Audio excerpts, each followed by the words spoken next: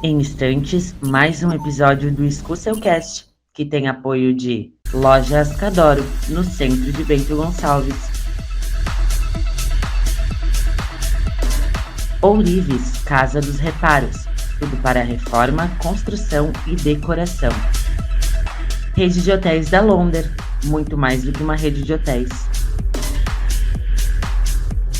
Parque Internacional de Esculturas Domadores de Pedra, um museu a céu aberto para explorar cultura, arte e história. Star e Arte, móveis e decorações. Milani Automóveis, segurança, transparência e qualidade. Globo Esportes, originais em tudo.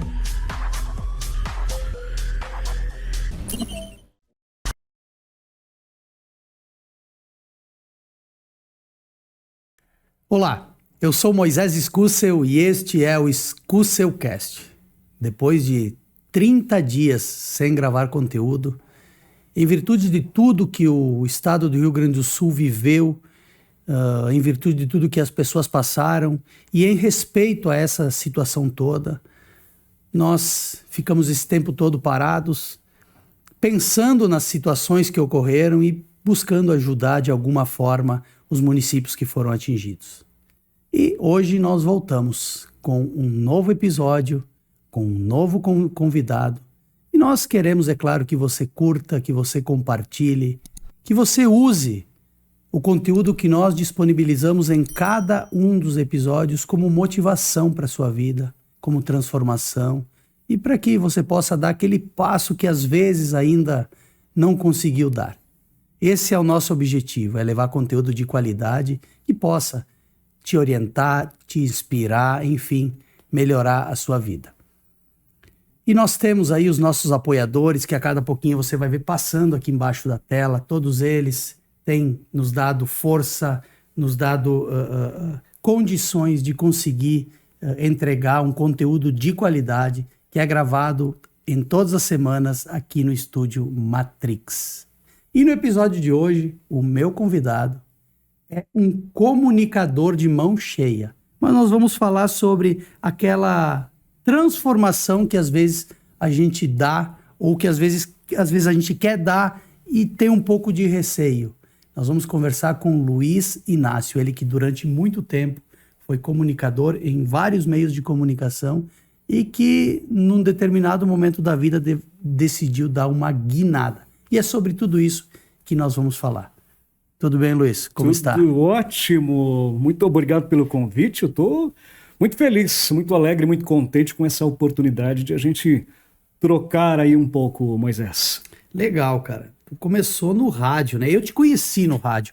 E, na verdade, com esse teu vozeirão aí, poxa, quem te vê ou te ouve pela primeira vez, esse cara nasceu para isso, né? Pois é, Moisés, bem da verdade, eu comecei muito jovem, né? Muito cedo, eu diria, nesse meio, né, dos veículos de comunicação, eu devia ter algo em torno de 16 anos. Né? Pô, jovem. Bem jovem. Mas acredite você, eu era uma criança muito tímida. Né? Eu me criei no interior de uma cidadezinha pequena, né? E por essa razão eu de fato era uma criança muito introvertida, muito na minha. Mas um belo dia, tudo começou quando alguém me disse o seguinte: Luiz, você tem mesmo com pouca idade, alguém me disse o seguinte: você tem uma voz interessante, uma voz diferente, uma voz bonita. E me convidou para mim fazer uma leitura na liturgia da igreja, né? E eu vivenciei esse momento, experienciei esse momento e gostei muito daquela experiência, né? E aí não parei mais, né? Aí fui provocando, criando as oportunidades que me levaram, então, a ter uma oportunidade num veículo de comunicação aos 16 anos. Já aos 16 tu começou? Exatamente, sem nenhuma formação rádio, né? em rádio especificamente, né? Apenas com a cara, a coragem e um pouquinho de talento, vamos dizer assim, né? E assim foi. Eu provoquei, na realidade, uma oportunidade e acabou que eu tive as portas abertas naquela ocasião. E fiz um teste, obviamente, fui bem aceito. Ganhei um espaço pequenininho à noite, né? Mas as coisas o tempo foi passando, fui pegando um pouco mais de jeito e provavelmente a direção da emissora percebeu que eu talvez levasse jeito para a coisa, né? E aí eu ganhei um espaço um pouco mais nobre, que era nos finais de semana, no sábado à tarde. Lembro como hoje. Eu criei todo o programa, toda a roteirização do programa. O programa se chamava O Portal da Alegria. E era das 13h30 às 15 horas. No sábado? No sábado à tarde. O horário. O programa do rádio é um bom horário, muito, né? bom. E um programa bem popular na época, né? E aí isso me levou a depois assumir um horário semanal, então, todos os dias. Aí um programa com um estilo um pouquinho diferente, das 13h30 às 17 horas. 4 horas e meia de programa. Um programa que eu criei e um pouco tempo atrás eu estive lá na região e eu soube que ele ainda existia. Que cidade era isso? Independência. Independência. Fica na região noroeste lá, né? Perto de 3 de Maio, Santa Rosa, Ijuí, naquele entorno ali, né? E aí, esse programa que foi criado naquela época, em 2003, chamava Sintonia Top Show. Existiu por muitos anos, mesmo depois com a minha saída. Eu fiquei 1 ano nessa emissora, né? E depois tive a oportunidade, as portas se abriram para mim numa emissora maior, na cidade de Horizontina. Numa Rádio Veracruz, uma rádio tradicional na época, já um veículo de comunicação com mais de 50 anos de história. Então, para mim, na época, com 17 anos, então, nossa, foi uma grande conquista, né? Um grande salto para mim, né? E eu fiquei nessa emissora por muitos anos, 5 ou 6 anos, né? Até que, enfim, aí dei um tempo do rádio, comecei a estudar na época, estudar design, estudei marketing, e nesse inteirinho fui me interessando por outras áreas também. E fiquei na oportunidade de 2009 a quase 2011, eu fiquei fora do rádio, né? E nesse ficar fora, né, lá pelas tantas, ainda residindo lá na região, eu quis sair de lá para buscar outras oportunidades, outros horizontes, por assim dizer. Como eu tinha muitos conhecidos aqui em Bento, muitos parentes, amigos que eram lá da região, vieram para cá. Era uma época dourada de muito emprego, né? Uma época muito pujante. E por ter, então, vários conhecidos, pensei comigo, por que não, né? Enviei o meu currículo para alguns veículos de comunicação daqui da cidade. Eu enviei num dia, no outro dia, seu Henrique Caprara, do Sistema S de Comunicação, me ligou. Luiz Inácio, estou precisando de alguém com o teu currículo aqui. E assim foi muito rápido, né? Eu já vim para cá, enfim, conversei com ele, acabou que a gente se acertou. Coloca aí 15 dias depois. Estava aí. Precisamente no dia 13 de junho de 2010. 13 de junho de 2010, eu estava aqui, né? E permaneço até hoje aqui na cidade, porém não mais no meio da comunicação, de forma direta, pelo menos, mas, de certa maneira, criei raízes por aqui. A minha esposa não é daqui, era da minha região, mas está comigo até hoje aqui. Ela veio de lá contigo. Isso, exatamente. Ela é lá da mesma cidade de onde eu cresci, não onde nasci, mas onde cresci. Hoje eu tenho 2 filhas que já são de Bento Gonçalves, né? E a gente foi construindo uma história por aqui. Cara, deixa eu te pedir, enfim, eu te apresentei como comunicador, porque foi como eu te conheci, né? Sim. Hoje tu é um empreendedor, tem do ramo da tecnologia, é psicanalista também, né? Vocês têm, tu e teu sócio tem 2 empresas, né? Que é a Play Fácil e a Devon Tecnologia, né? Uhum. Qual foi o momento, cara? Acho que tu me disse que foi em 2016, por aí, né? Que tu saiu do ramo do rádio e foi empreender. Qual foi o momento que tu disse, poxa, não é isso, eu tenho que buscar outra coisa? Tu já vinha te preparando? Sim. Foi uma decisão, assim, acordou num dia e disse, não, amanhã, hoje não vou mais pro rádio, vou fazer outra coisa. Tu veio preparando esse terreno. Como que se deu essa mudança aí? Muito legal. Essa pergunta é quase autoterapêutica para mim, né? A bem da verdade, eu sempre fui um entusiasta do empreender, né? Do empreendedorismo. E fiz isso pelas primeiras vezes, ou pelo menos as primeiras iniciativas, mesmo que frustradas, desde muito cedo. Desde muito cedo eu tinha aquela veia do gostar do vender, né, do gerar valor para o cliente, etc. Eu vendia frutas, né, que a gente produzia na nossa propriedade lá no interior, num balneário muito próximo onde a gente residia, e gostava muito dessa troca estabelecida, né, entre quem fornece e o consumidor. Interação, né? Exato, exatamente. Em 2008 para 2009, aproximadamente, eu me interessei por uma disciplina que hoje eu tenho também um entusiasmo muito grande, que é marketing. Comecei a estudar. Na época, hoje está muito em alta falar de marketing digital, por exemplo, né? Mas a minha primeira experiência com marketing digital foi em 2009. Na época eu trabalhei por uma curta temporada numa software house, né, que é exatamente um negócio que eu hoje também tenho, é uma fábrica de software, uma empresa na área de tecnologia, e tive a oportunidade de entrar em contato com o marketing digital lá, em 2009. Né? Paralelo à minha carreira no rádio, eu acabei me formando em marketing e sempre nutrindo esse desejo pelo empreender. E como eu te disse, tive algumas iniciativas que foram frustradas no meio do caminho. Eu não diria frustradas, porque parece que nada se tirou de proveito, né, quando se fala que você se frustrou de algo. Na realidade, tenho por modus operandi, né, sempre ver o lado positivo, sempre ver o aprendizado daquilo que a gente passa, mesmo que não seja à primeira vista algo tão palatável, né? Então tive produtora de vídeo, né? Fui sócio em determinado tempo de uma revista de circulação regional. Isso mesmo estando no rádio. Mesmo estando no rádio, né? Conciliando ali as atribuições. Enfim, tive outros negócios, fui dono de portal de cobertura de evento, né? Tudo, de certa forma, sempre conectado ou com comunicação, ou com marketing, né? E levando a carreira do rádio também. Voltando para a tua pergunta, o porquê, né, o que de fato motivou essa transição? Em 2016 para 2017, uma que eu já estava há 15 anos praticamente no meio do rádio e sedento por coisas novas.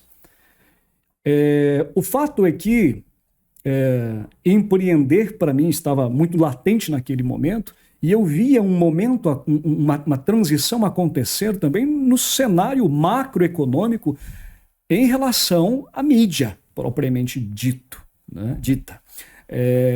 O que quero dizer com isso? Na época eu dirigia uma rádio local aqui, né? E eu percebia o quanto, principalmente as mídias sociais, entenda-se por Facebook, Instagram, ou Google mesmo, eu percebi o quanto essas mídias estavam tomando de espaço dos veículos tradicionais. Isso, de certa forma, por eu estar num veículo tradicional, me incomodava um pouco. No entanto, eu percebi que poderia ser uma oportunidade de aproveitar esses movimentos, né? E foi o que fiz. Na época, então, eu conhecia já o Roberto, né? O Roberto, que é um dos meus sócios, Roberto Soares. Ele já era um desenvolvedor já com uma carreira em andamento. E a gente, enfim, bateu aquele fit de fazermos algo, construirmos algo junto. E assim foi. A gente criou a Devon Tecnologia, instituiu essa empresa. Eu fiquei ainda quase um ano nesse paralelo, tocando já o escritório e ainda trabalhando como comunicador. Na época eu dirigia a rádio também, a Rainha FM, aqui em Bento, né? Até que chegou um ponto que não deu mais, né? Para conciliar as coisas, haja vistas que começou a ficar pesado, né? A sobrecarga começou a chegar e isso não estava sendo legal, né? Até para a minha saúde. E de lá para cá, então, estamos imersos, trabalhando com tecnologia, Depois, em 2019, nasceu a Play Fácil, que você citaste também. É um outro empreendimento, que é um software, na verdade, criado com o objetivo de oferecer um instrumento, uma ferramenta para as empresas de pequeno e médio porte treinar os seus colaboradores.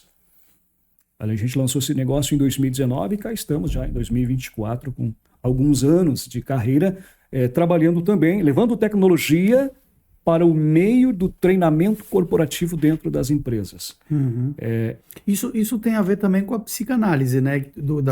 Que é a tua formação, de certa forma tem a ver, né? De certa forma, haja vistas que trabalhar com treinamento, de certa forma, com desenvolvimento humano, ele tem uma conexão aí com as questões psicoterapêuticas, por assim dizer, né? E com a Play Fácil, inclusive, a gente foi agraciado em 2019, a gente tinha alguns meses de vida enquanto negócio, nós tivemos a grata satisfação de participar de um concurso de startups, e nós fomos selecionados naquele ano, e participamos de um dos maiores processos de aceleração de startups do Brasil, da época, que foi o BNDES Garagem, promovido pelo próprio BNDES, né? Em consórcio com a Ventures, com a LegalWire, enfim, com algumas organizações, algumas iniciativas e ecossistemas de inovação. E a gente passou com a Play Fácil, eu e o nosso time, na verdade, nós praticamente moramos no Rio de Janeiro por 4 meses naquele ano, a fim de desenvolver o negócio, a fim de conhecer a realidade das empresas no que tange a questão do desenvolvimento, do T&D, que a gente chama, né, do treinamento e desenvolvimento das empresas. E a gente viu que ali moravam muitas oportunidades, né, de oferecer uma ferramenta legal, uma experiência interessante para o colaborador das empresas passar por um processo tanto de treinamento no que tange questões normativas, quanto cursos de autodesenvolvimento, enfim, para que se torne um ser humano melhor e, por consequência, um funcionário, um colaborador melhor. Nesse sentido, a gente tem dados muito relevantes e até mesmo entristecedores sobre a questão do trabalho, né? A grande maioria das pessoas, e há inúmeros estudos mostrando isso, olha o que eu vou te dizer, Moisés, a grande maioria das pessoas hoje não gosta do que faz. Não, é uma triste realidade. Eu amo o que eu faço, provavelmente você também, a gente percebe, né? Mas muita gente acorda pela manhã e levanta da cama detestando praticamente ter que começar mais um dia na atividade laboral que terá que cumprir. Existem estudos apontando para 60%, 70%, 80% das pessoas no Brasil. Nenhum estudo de fato conclusivo, vamos dizer assim, com uma amostragem suficientemente grande para trazer um número mais preciso, mas nem precisa. Só uma ideia desses indicadores já nos mostra o quanto a gente precisa, daqui a pouco, falar sobre isso. Por que as pessoas não gostam do que fazem? E, de certa maneira, falar de treinamento e desenvolvimento, falar de T&D e levar isso para dentro das empresas, também tem por objetivo provocar essas reflexões. Fazer com que o colaborador se questione, poxa, será que o que eu estou fazendo é algo que eu gosto? O que eu estou fazendo, mesmo que eu não goste, eu estou fazendo porque eu entendo que é o meu momento e, portanto, farei da melhor forma possível até que eu possa encontrar a oportunidade que, de fato, faz o meu coração bater mais acelerado. Cara, esse é um tema extremamente interessante da gente falar, né? Tu vê, nós vamos falar de tecnologia e mudança de vida, né? Mas tu entrou num tema muito interessante, né? E eu fiquei me perguntando nesses dias de toda essa tragédia que aconteceu no estado do Rio Grande do Sul, e a gente vê essas pessoas que lidam diretamente com o salvamento de vidas, né? Quer seja bombeiros, quer seja agentes da Defesa Civil, militares, médicos, enfim, médicos socorristas. E a pessoa, para fazer determinadas funções, ela tem que gostar muito do que ela está fazendo. né? Até porque o resultado que ela vai entregar, ele vai ser muito proporcional à dedicação ou ao quanto essa pessoa gosta do que ela faz. Falamos de salvamento, mas nós poderíamos falar, sei lá, na confecção de um tênis. Se a pessoa gosta do que ela está fazendo, a tendência é que o produto que ela vai entregar seja um produto com muito mais qualidade, né? Muito melhor desenvolvido. O cara que está desenhando o tênis, a chuteira, se ele gostar daquilo, ele vai desenhar um tênis muito melhor, né? Com uma aerodinâmica melhor, com um design mais bonito, né? Ao passo que o cara que faz a coisa meio que vou fazer, porque no final do mês vai chegar o meu salário aqui, eu tenho que fazer, então eu vou fazer, né? Ou tu chegar naqueles dias assim, poxa, mano, que saco, de novo, tenho que acordar de novo para ir pro meu trabalho. É bem isso. Não vejo a hora que termina o dia, cara, e aí o dia não passa.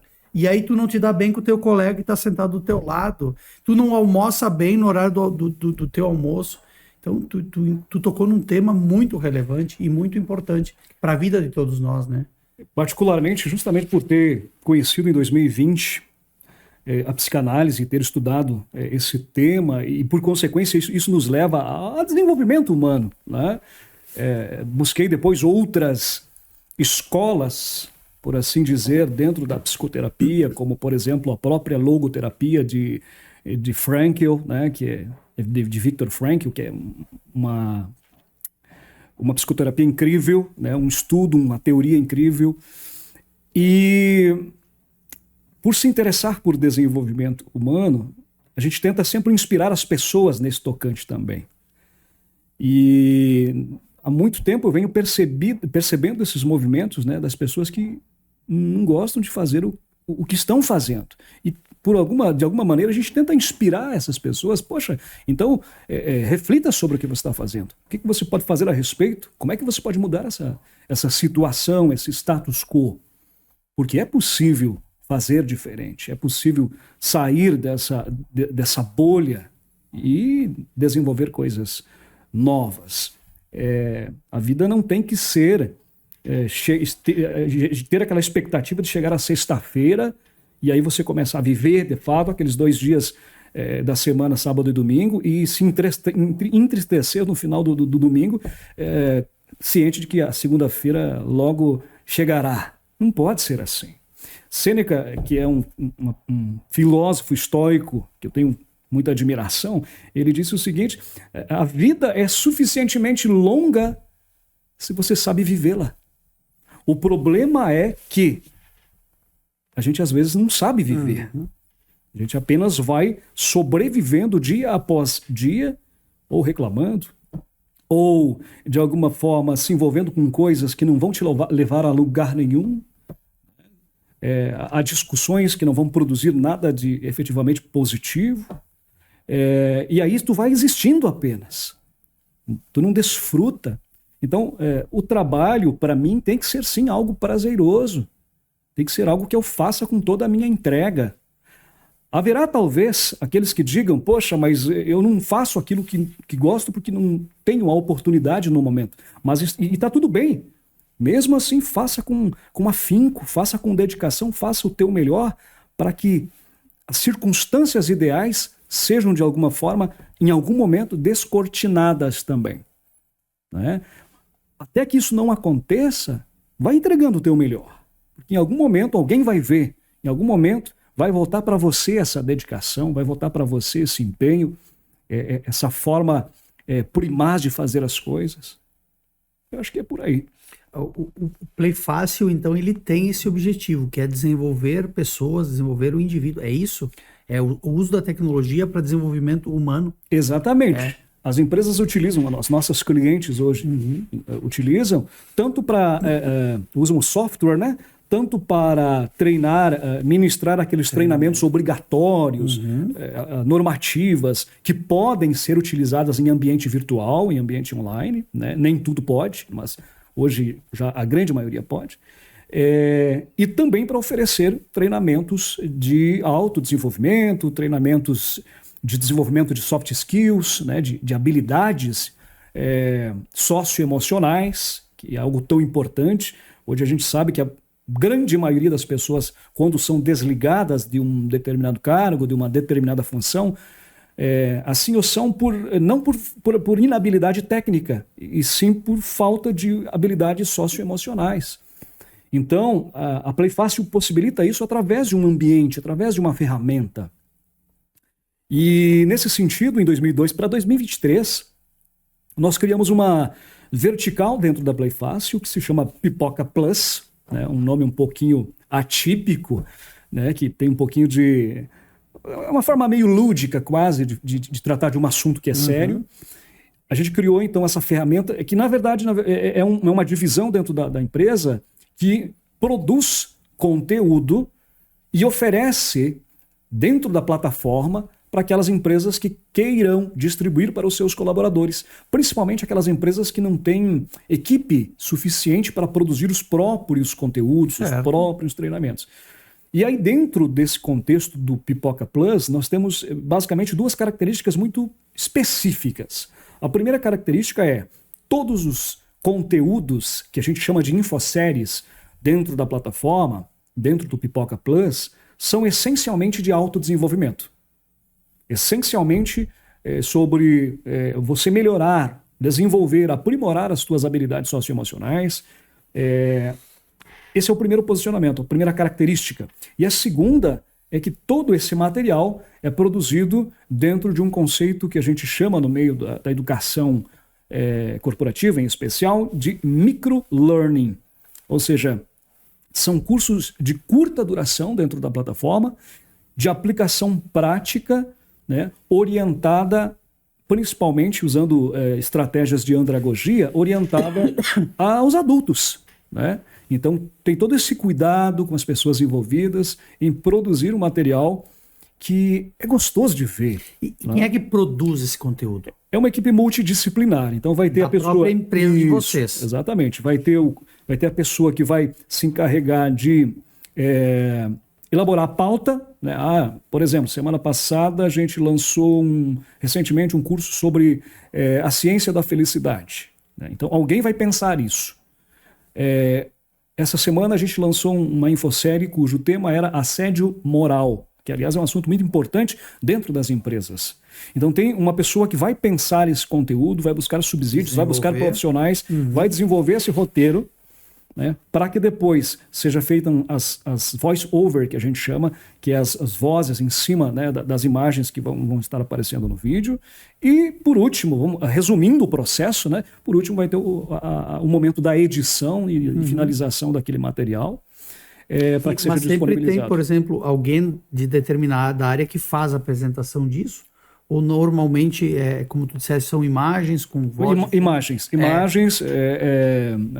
A pegada, vamos dizer assim, das infoséries é uma pegada muito próxima de documentários. Legal, entendi. Né? Então tem uma característica próximo disso.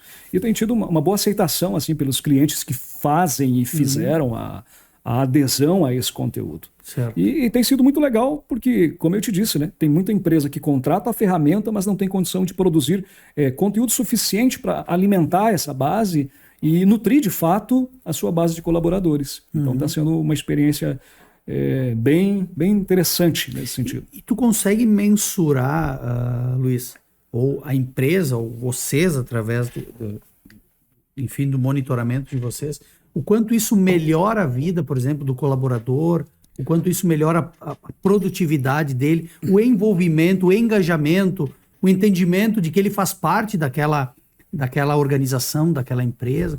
Há como se mensurar isso? É uma excelente pergunta e também desafiadora. Né? Sabe por que eu te pergunto? Porque nós temos assim, às vezes, né? Ou quer seja presencial ou online, você faz um grande seminário, por exemplo, né? De motivação ou de instrução, de orientação, e a gente percebe que num seminário ou num evento de um dia, 2 ou de 1 hora, a pessoa está ali ligada, e ela anota, mas quando ela sai dali, aquilo tudo meio que se perde e tal, esqueci, né? O que ele falou, nem me lembro do que falou. Então, quando eu falo em mensurar, é poder mensurar isso, mas também ter um acompanhamento. Poxa, isso realmente transformou a vida daquele colaborador. Ele começou a produzir mais, ele se envolveu mais, ele entendeu que ele faz parte da empresa, né, da organização, e mais, voltando àquilo que nós falamos anteriormente, ele passou a gostar do que ele está fazendo, do que ele fazia, né? Agora ele está vendo de uma outra forma. Você consegue fazer essa mensuração, esse monitoramento, esse acompanhamento? Essa tua análise é perfeita e é um sonho de consumo, digamos assim, para quem trabalha com isso. Nós não conseguimos hoje metrificar o quanto gostaríamos. A gente já coloca na mão do gestor, né, do nosso cliente. O nosso gestor é basicamente o RH, tá? Então é quem contrata o nosso software, né? A gente coloca na mão do gestor normalmente muita informação, né? Muita informação, muito relatório de todo o processo de aprendizagem do colaborador / aluno, vamos dizer assim. Nós não temos na nossa dashboard dados, vamos dizer assim, macro de todos os clientes. Então, assim, a gente oferece de forma individual, só a gente não tem um acompanhamento, e é um desafio, a gente está trabalhando nisso, inclusive, para que a gente tenha indicadores para que, inclusive, sejam utilizados até como, daqui a pouco, como artifício comercial. O software consegue fazer isso e mais isso. Certo. Mas, então, nós não temos esses dados de forma assertiva, de forma detalhada, mas o cliente tem. E por ter, né, ele obviamente pode fazer todo esse rescaldo e ter uma percepção do quanto utilizar uma plataforma ou criar a gente chama isso, normalmente se chama dentro das empresas, criar uma universidade corporativa, o quanto isso tem sido no mundo real, né, o quanto isso tem produzido de resultado real, né, o quanto tem sido efetivo. Então, assim, lógico que construir um software demanda a consciência de que ele nunca vai estar pronto. E ponto, né? Isso significa dizer que ele está em evolução a todo momento. E é sempre um desafio a gente trazer mais dados, é sempre um desafio a gente cada vez mais poder ter uma tangibilização de coisas que, inclusive, muitas vezes são subjetivas, né? Mas a gente está caminhando para isso. Não, com certeza. E eu tenho certeza que todo o conteúdo que tu entrega para um colaborador ou para alguém, né? Não necessariamente alguém que esteja dentro de uma corporação, né? Entregando um conteúdo que dê significado à vida dele, mesmo que ele não se dê conta, subjetivamente, daqui a pouco esse cara já mudou a forma dele agir no dia a dia, já melhorou a forma dele se relacionar com o seu superior ou com o seu colega de bancada de trabalho. Então, com certeza isso melhora a vida das pessoas, né? Quando a gente fala em poder mensurar, é no sentido de, poxa, será que, mesmo que eu não perceba, aquele cara tá melhor, ele se sente melhor, a vida dele tá mudando, ele não gostava de costurar o tênis, agora ele gosta, sabe? Então, é nesse sentido, né? Mas eu tenho certeza que vocês têm trabalhado com o objetivo de entregar cada vez mais a gente tem uma de qualidade, né? A gente tem uma premissa que é levada a sério, muito a sério, que é ouvir muito o cliente, ouvir muito o gestor de RH, independente do tamanho da empresa. A gente tem clientes que têm 50 colaboradores, assim como a gente tem clientes que têm 3.000 colaboradores, né? 3.000 usuários dentro da plataforma. Então, assim, independente do tamanho, a gente sempre mapeia tudo que chega e vai colocando isso, tudo aquilo que obviamente faz sentido para o desenvolvimento global do sistema, vai colocando isso em roadmap, né, em desenvolvimento, para que a ferramenta fique, obviamente, cada vez melhor. E por trabalharmos exatamente com software, por termos outro negócio que é exatamente nessa área, tudo fica mais fácil, né? Tudo fica ainda mais, eu não diria fácil, mas mais claro, certo, do que de fato é relevante, por que é relevante, como que vai ser feito, por que vai ser feito, quando vai ser feito. Tudo isso é muito mais gerenciável internamente. Certo. E a primeira empresa a ser criada foi a Devon. Dentro da Devon surgiu a Playfácil, que é essa plataforma voltada para desenvolvimento humano. É isso? Exatamente. É essa terminologia que eu uso? TID. É uma sigla que significa treinamento e desenvolvimento. Perfeito. E aí eu vou te pedir, vou ir um pouquinho mais fundo. Quando vocês tinham a Devon, por que escolher algo voltado ao desenvolvimento humano, esse TID. Por que não? Vamos trabalhar com qualquer outra coisa para ganhar dinheiro. Nós temos que ganhar dinheiro. Não que ali não dê para ganhar dinheiro, dá. Sim. Né? Mas o objetivo de toda uma empresa, talvez o objetivo principal é ela ter lucro. Gerar né? lucros, Gerar claro. lucro, né? Mas por que especificamente no desenvolvimento do ser humano, no TID, que é a área que tu te mencionou, por que não alguma outra área? Qual foi é uma vivência pessoal de vocês, dos teus sócios, tanto tua quanto dos teus sócios? É algo que tu tinha como objetivo? Não. Absolutamente. Eu sou muito apaixonado por trabalhar com tecnologia e fazer com que isso, de alguma forma, possa melhorar a vida das pessoas, né? E em 2018 para 2019, eu estava buscando muito isso, né? De me desenvolver, eu estava numa vibe de amadurecimento bastante grande. E os meus sócios também, na verdade, o meu sócio na época, a Playfácil foi instituída com um terceiro sócio, que é o Moa Viana. E aí o que acontece? O Moa, na época, já trabalhava no ambiente educacional, trabalhava dentro de uma universidade, então ele já tinha uma veia voltada à educação, não corporativa necessariamente, mas à educação. Na época eu fazia um mestrado de Ciências da Educação, então eu também estava, de alguma forma, envolvido com esse tema educação. Na época eu ministrava cursos de marketing digital, né, dava aula. Então tudo isso, de alguma forma, já nos inseria no cenário educacional. Né? Mas a Play nasceu, eu diria, não necessariamente só motivado por essas já iniciativas. Foi uma percepção de oportunidade. Por quê? Quando nós fomos selecionados para o programa de aceleração do BNDES, nós éramos uma startup embrionária, muito em fase de ideação, que a gente chama, né? Vinícius Piva teve aqui, é um cara que domina muito esses assuntos todos, né? Então, acontece que ela não chegava, em termos de constituição de ideia, nem 10% do que veio a se tornar a Playfácil. Então, o processo de aceleração do BNDES foi fundamental para a gente pivotar algumas iniciativas dentro da startup e aí vir a olhar para, essencialmente, a questão da educação corporativa. Quando a empresa foi para o Rio de Janeiro, foi selecionada, ela tinha um viés, que, apesar de ser no meio da educação, era um pouco diferente. Nós trabalhávamos com a distribuição de bolsas de estudos dentro de universidades, enfim, tinha um conceito diferente que o programa de aceleração fez a gente repensar, e aí a gente tem essa palavrinha dentro do ecossistema de inovação, que é a pivotagem, né? E construir um novo MVP, um novo mínimo produto viável. E por que a gente chegou ao ponto de construir uma ferramenta, uma plataforma de EAD corporativa online? Porque a gente teve, e olha a importância, né, de você viver de fato aquela experiência. Nós tivemos a oportunidade de estar dentro de grandes empresas na época, Petrobras, Leroy Merlin, própria Ambev, e conhecer como funcionava o treinamento, o TID, né? O treinamento, educação corporativa, como eram as universidades corporativas dentro dessas empresas. E a gente percebeu que tinha muito a ser explorado ainda nesse meio. Né? Então juntou A e B, um já interesse pela questão educacional e uma percepção de oportunidade que a gente viu lá dentro das empresas.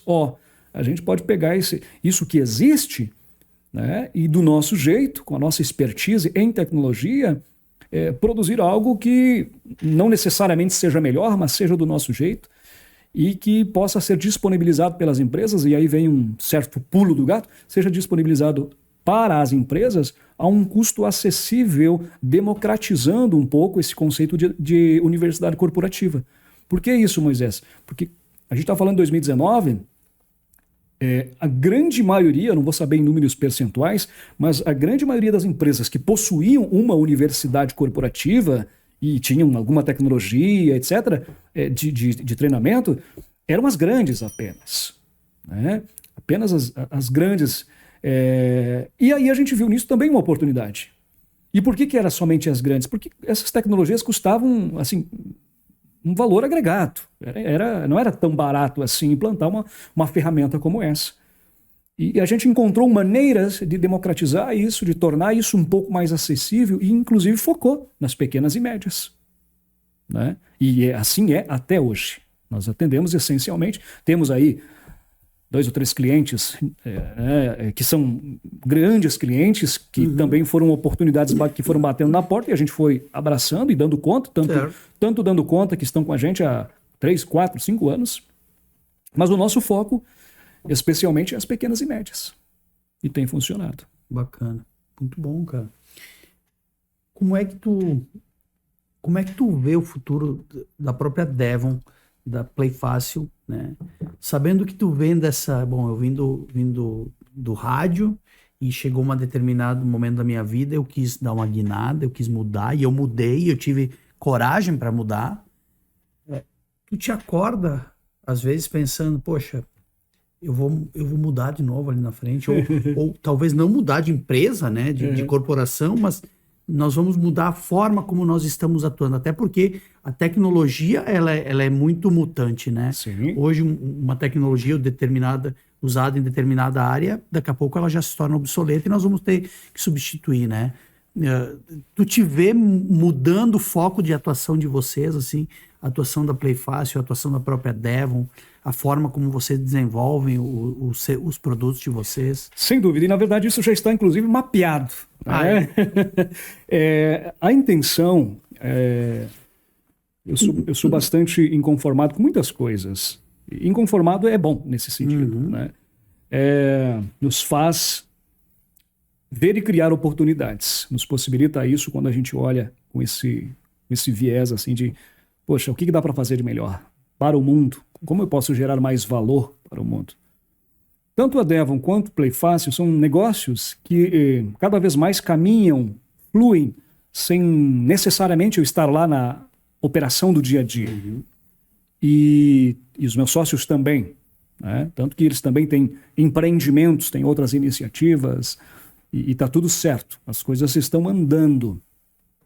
A Devon Tecnologia, essencialmente, é uma software house.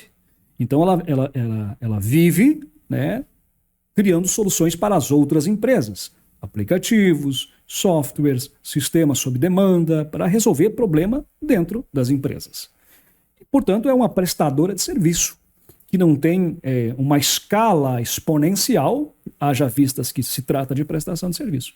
Mas a gente tem criado estratégias e metodologias para que ela ande cada vez mais, sem que tanto eu quanto o Roberto, que somos os 2 sócios fundadores, precisam de fato colocar a mão na massa no dia a dia de execução, né, dos projetos. Isso tem funcionado cada vez mais. Né?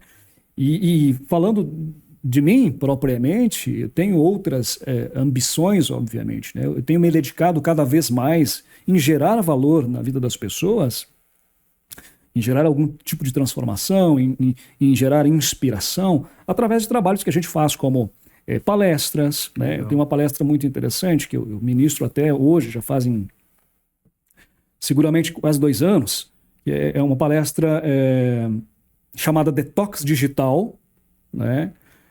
Onde a gente debate, discute, leva para o público temas relacionados essencialmente sobre o uso exacerbado de tecnologia, especialmente celular. Né? Eu faço parte de um grupo de pesquisa do Labo PUC de São Paulo sobre ética da tecnologia. Eu vi no histórico. Isso. Então a gente, de alguma forma, pega esses conhecimentos e também leva no formato de palestras. Esse tema diz respeito ao desenvolvimento de conteúdo que é disponibilizado nas redes sociais, a ética da tecnologia. É disso que se trata? Não.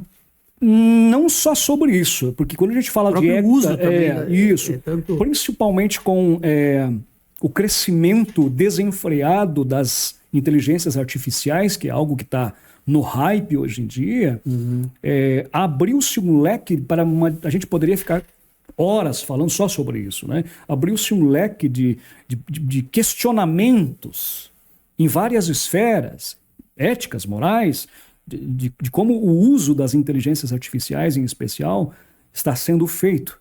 Porque como é algo, em teoria, relativamente novo, né? A gente fala de inteligência artificial há vários anos, mas o boom mesmo começou agora, alguns meses atrás, coloca aí, o ano passado praticamente, que teve essa explosão.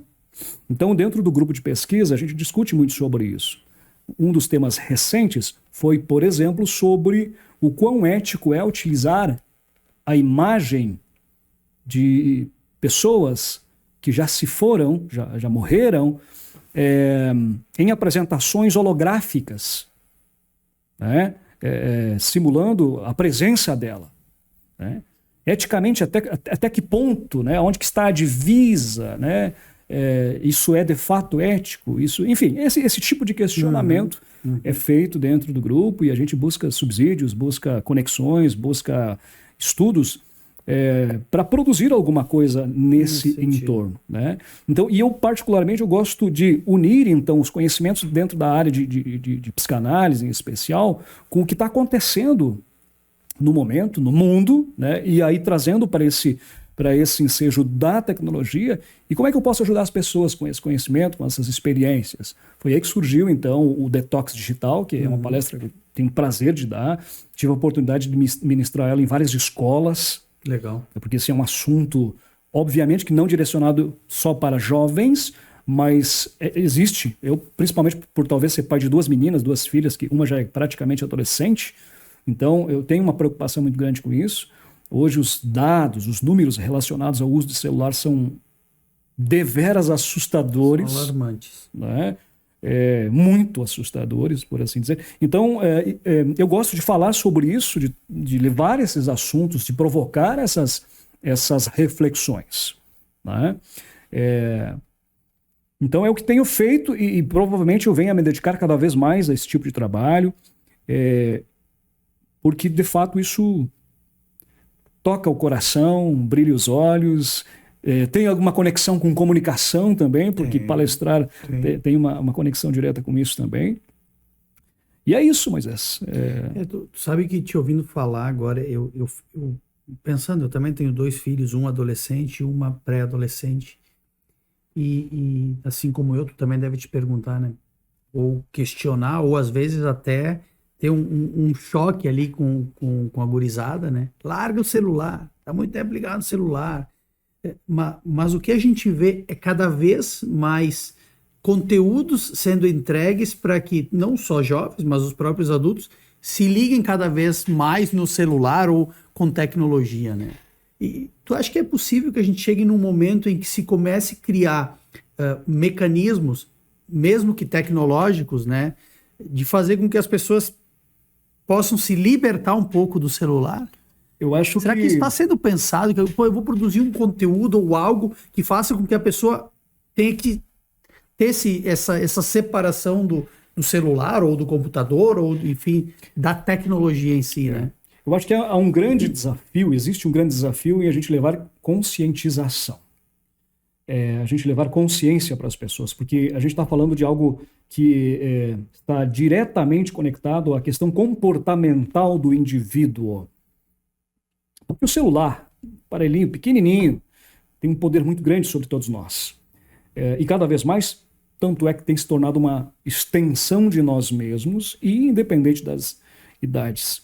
Olha que interessante, de 2019 a 2023, o Brasil aumentou em 45% o tempo de uso de tela. É um número muito grande, 19 a 2023. É um número muito grande. E, pasme,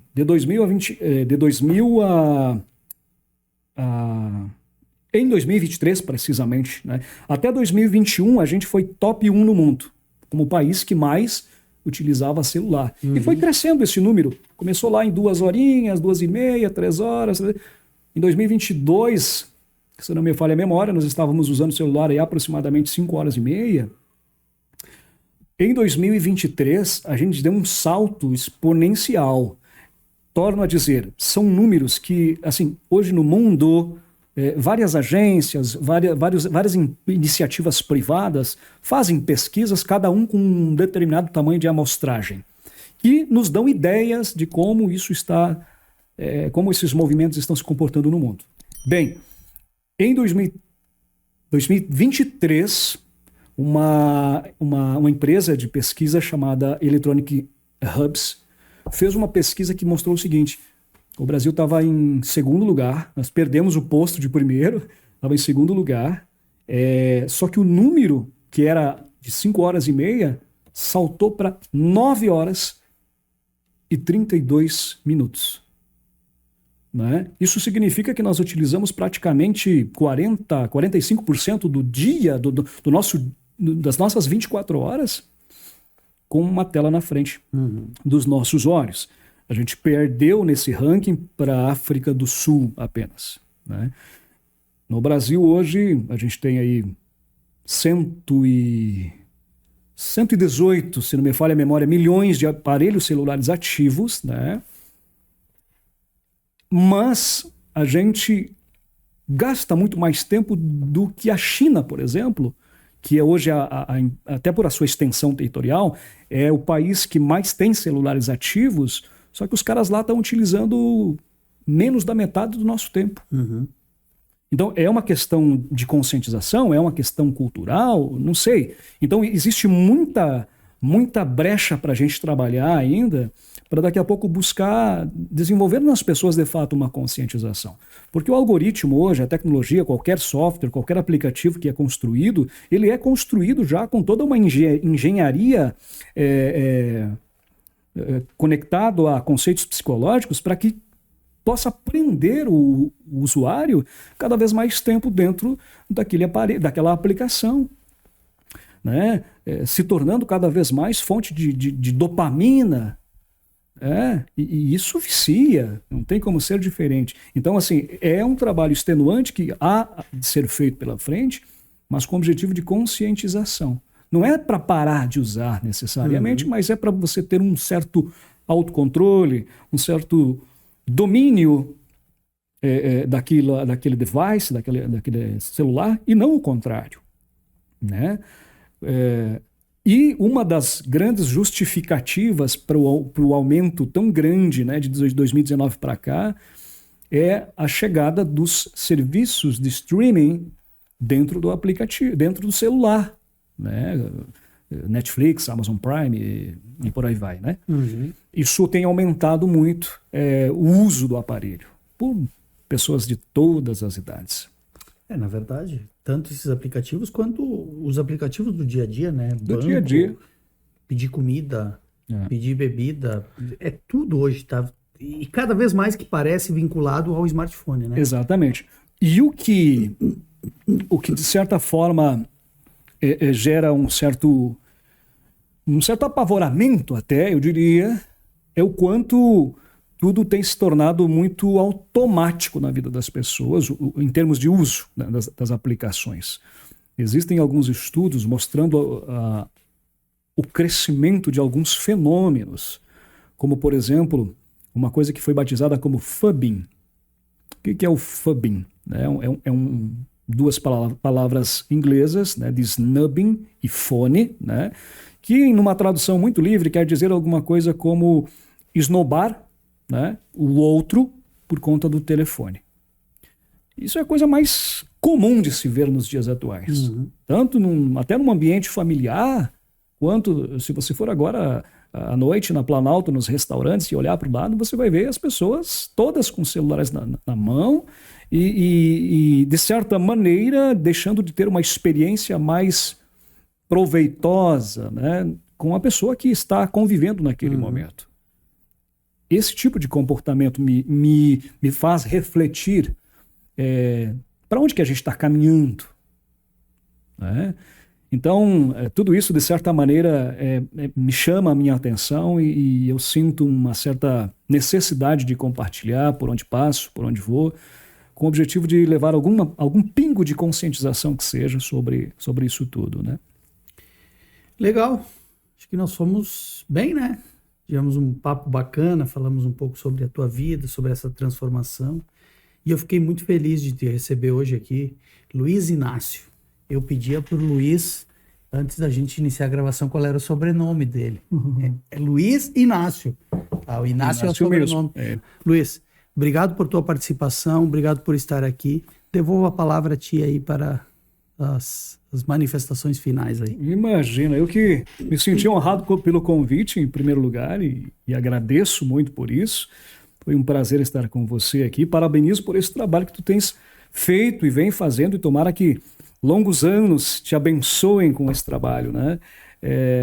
Existe um estudo muito legal feito fora do Brasil pela Media Fox, que disse o seguinte, esse estudo inclusive é do ano passado, 75% dos consumidores estão levando muito mais em conta a opinião, o que é dito numa mesa como essa por podcasters, né, e seus convidados, e apenas, nessa pesquisa, evidentemente, apenas 15% levando em conta a opinião de influenciadores diretos. O que isso nos mostra? O quanto um podcaster como você, né, esse trabalho que você realiza, tem de poder de influência, de influenciar, de inspirar, por consequência, as pessoas que, enfim, assistem e consomem esse tipo de conteúdo. Então, parabéns e mais uma vez obrigado. Vida longa ao Escúcel-Cast e continuamos sempre à disposição. Eu preciso fazer uma entrega de um presente para ti da Globo Esportes. A Globo Esporte, em cada episódio, disponibiliza um material aí para nós entregarmos. Essa camisa aqui também é produzida pela Globo Esporte, é uma camisa fitness com a marquinha aqui no cantinho, ó, da Globo Esportes. Certamente tu vai poder usar ela aí nas tuas caminhadas, nas tuas corridas, no dia a dia. Uma camisa dry fit aí bem bacana. Muito obrigado. Bem legal. Obrigado a ti. Obrigado ao Globo também. Todo sucesso do mundo para vocês também. Legal, bacana. Eu sempre digo para vocês que nós aqui entregamos conteúdos legais com convidados especiais. E esse foi mais um daqueles episódios que vão ficar marcados na história do Escúcel-Cast. Até o próximo.